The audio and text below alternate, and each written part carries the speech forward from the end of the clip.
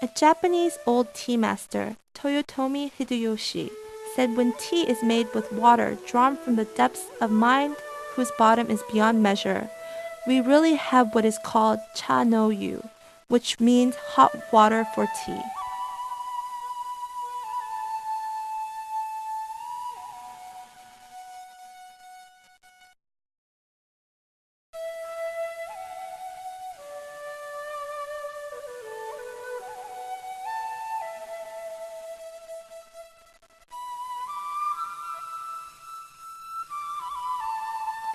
Japanese tea ceremony grows from the custom of Zen Buddhist monks drinking tea from a single bronze bowl in front of a statue of their founder, Bodhidharma, during their act of worship.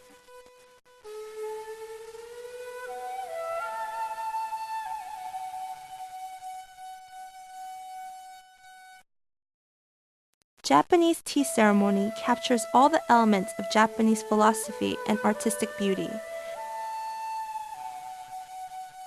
and interweaves four principles: harmony with people and nature,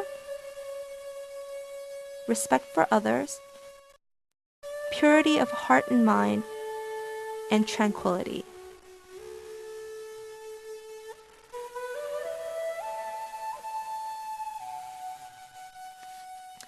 Over the centuries, rituals gradually developed around the religious significance and the use and appreciation of the utensils needed to preparing and serving tea.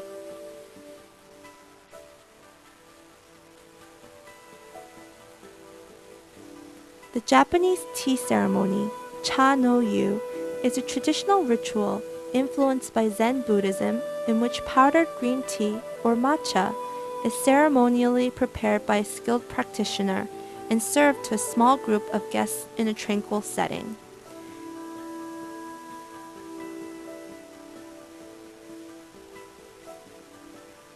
It is a quiet interlude during which hosts and guests strive for spiritual refreshment and harmony with the universe.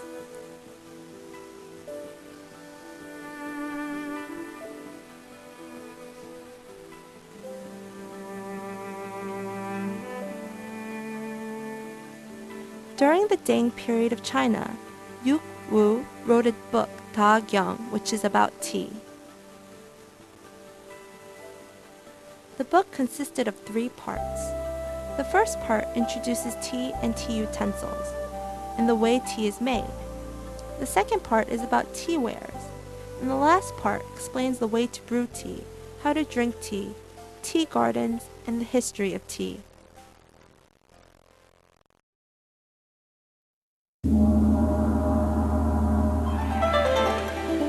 Yu Wu said that if you drink tea in an unclean way, a bad mood, and mix with other ingredients, it can become a disease. Even though drinking tea is good for your health, you have to know the characteristics of tea, appropriate amounts, and the right way to drink tea. Tea includes many other ingredients other than catechin. Caffeine is another ingredient of tea. If you have problems with sleeping in your stomach, you have to be careful with drinking tea. Health Canada recommends appropriate amounts of caffeine a day. A review undertaken by Health Canada scientists has considered the numerous studies dealing with caffeine and its potential health effects. It has reconfirmed that for the average adult, moderate daily caffeine intake at dose levels of 400 milligrams a day is not associated with any adverse effects. Because of caffeine, some people cannot drink tea. Most of the caffeine can be removed with a very simple process. In terms of caffeine, it's important to remember that the tea plant has caffeine in it. So all tea has caffeine. Although it has caffeine, it's less than a serving of coffee, certainly. It's always easy to reduce the caffeine in any tea.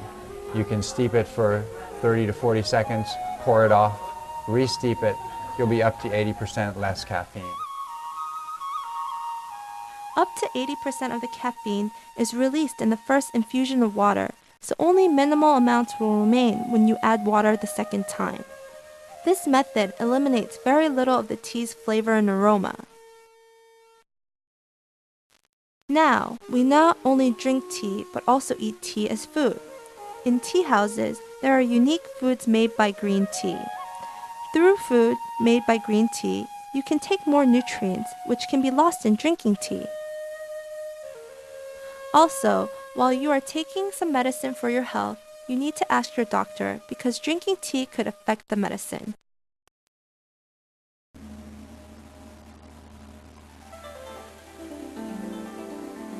As an ancient beverage, the tea has been drunk for pleasure and health for thousands of years. Now it is considered as a favorite food among people. Studies in many countries have provided evidence of the benefits of tea. However, the United States Food and Drug Administration says there is no credible scientific evidence that drinking green tea reduces the risk of heart disease. Although US FDA says that drinking green tea has no credible scientific evidence, so far the effects on other areas except from the heart should not be overlooked. Perhaps it is more important to note that tea, with its origin in Asia and a history of 5,000 years, has become a trend today.